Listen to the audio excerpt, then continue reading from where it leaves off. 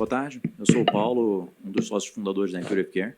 E, bom, só usando essa introdução aqui para sinalizar a nossa contribuição para o setor de saúde, com uma plataforma de comunicação entre prestadores de saúde e operadoras de plano de saúde, né? E só para dimensionar um pouquinho a importância disso, quando a gente fala na cadeia de valor de saúde privada no Brasil, essencialmente a gente tem os prestadores recebendo cerca de 90% da sua receita vindo das operadoras de plano de saúde.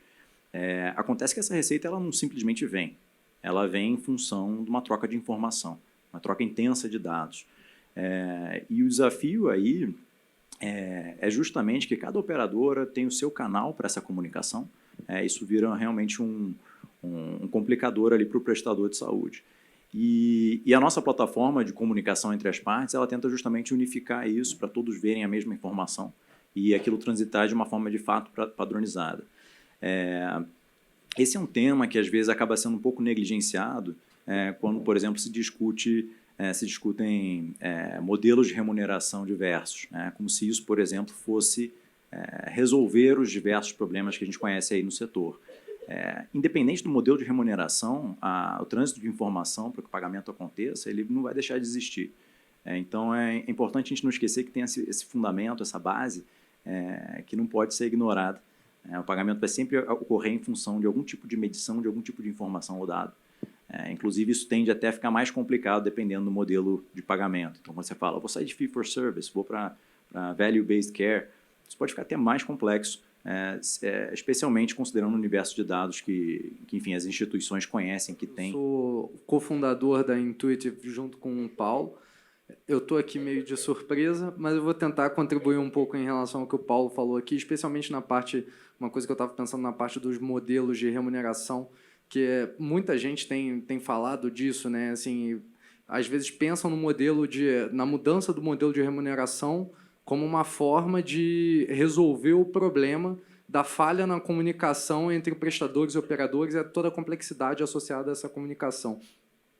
Mas como o Paulo mesmo colocou aqui, esses modelos eles também são dependentes de dados e, em alguns sentidos, dependentes até de uma análise mais precisa dos dados.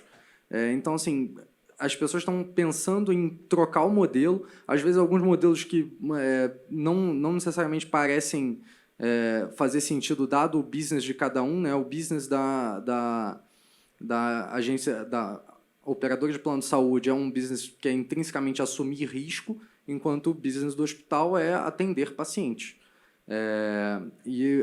Até em termos dos dados que estão nos domínios de cada um deles, são dados de natureza diferente e, assim, botar um hospital, por exemplo, para assumir risco não é necessariamente trivial para o hospital. Enfim, tem algumas dúvidas de se isso funciona para todos os hospitais, se vai funcionar para todas as operadoras, como é que isso vai se distribuir.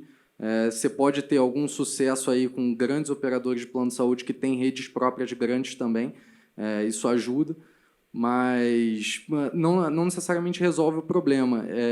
Como o Paulo falou, os dados a análise dos dados, o volume e a complexidade desses dados, em algum sentido, estão sendo um pouco negligenciados. Justamente porque eu acho que tem uma frustração muito grande, de muito tempo, de não conseguir resolver esse problema de comunicação, e então a solução que passa pela cabeça é trocar o modelo. Mas se você vai para isso, por uma questão quase que intuitiva ali de não conseguir resolver o problema desse jeito, vou mudar a minha abordagem para o problema. Mas você pode cair na armadilha de cair num problema maior ainda, que é ir para um modelo que, para funcionar, precisa de uma análise mais precisa, contínua dos dados, e você não tem ainda o básico da sua análise de dados feito, né, e de maneira regular, contínua, constante, que isso é uma coisa que a gente vê bastante.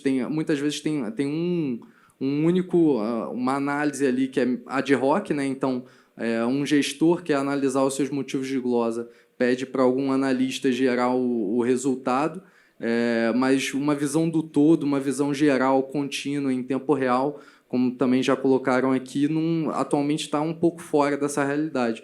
E é para isso até que a gente... É assim que a gente se posiciona, né? Querendo melhorar a situação nesse ponto. Enfim. Para adicionar um pouquinho aqui na nossa conversa, eu vou usar um exemplo comum a todos nós no dia a dia, que é para tentar, talvez, ilustrar um pouco o quanto nós desconhecemos quando nós falamos em analisar dados, né, e como isso pode ser um perigo ou um desafio. Então, vou dar um exemplo aqui de análises preditivas sobre sistemas complexos, né? Bom, análises preditivas é simplesmente o uso de técnicas estatísticas sobre dados correntes e históricos para fazer uma previsão de um evento futuro, né? Sistemas complexos, ora, são sistemas que têm diversas variáveis com diversas relações de causa e efeito presentes e algumas a gente pode conhecer, outras não.